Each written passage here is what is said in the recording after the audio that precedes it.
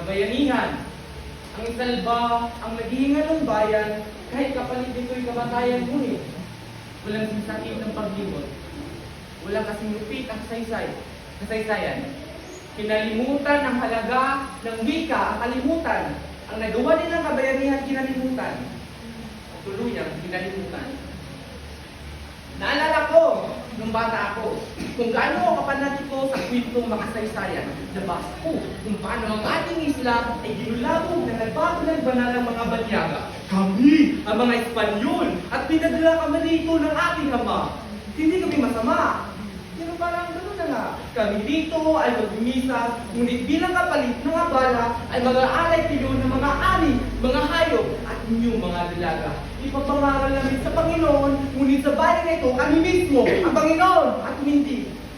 Ang dakilang taga-nayon, Jose Rizal, ginamit ang wikang Pilipino bilang wikang tagapagmulat na ang Noli at Ilpini ay kanyang isinulat. Inulat naman ng Andres Bonifacio na kanyang buuin ang matatapang na Tipunero. Ginamit ang wikang Pilipino bilang wikang paghinimagsi. Hindi ba't nakakamanga kung paano nila ginamit ang ating wika para labanan ang Espanya at isulong ang demokrasya? Ngunit, namatay pala silang dalawa. Yung ibang lumaban, namatay din, katulad nila. Nung nabasa ko ang kwentong ito, ay sa murang edad ay napaisip ako.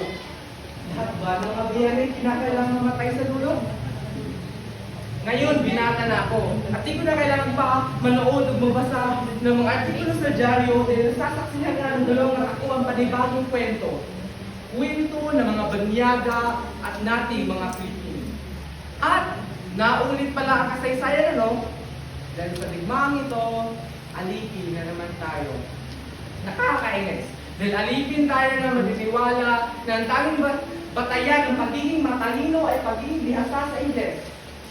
At pasensya na kung may katatamaan kasi sadyang nakakaya lang naman dahil mas alam mo pang mag-Korean kasi pag-alamin ng pinagkaiba at nulugan ng araw-araw mong ginagamit at pinapakinggan.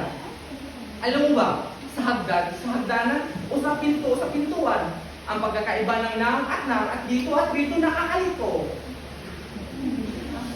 Ganyan ba ang dahilan mo? Kung bakit binali mo na muna ang wikang ito?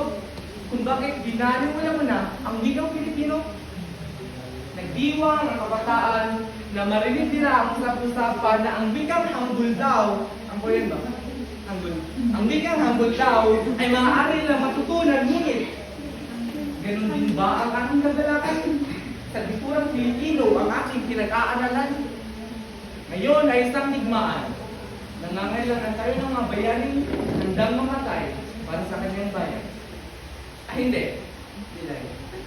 Mga bayaning handang mabuhay para sa kanyang bayan. Dahil kung tatanungin niyo ko ulit, kung lahat ba ng mga bayani ay kinakailangang mamatay sa dulo, ang sagot ko ay hindi.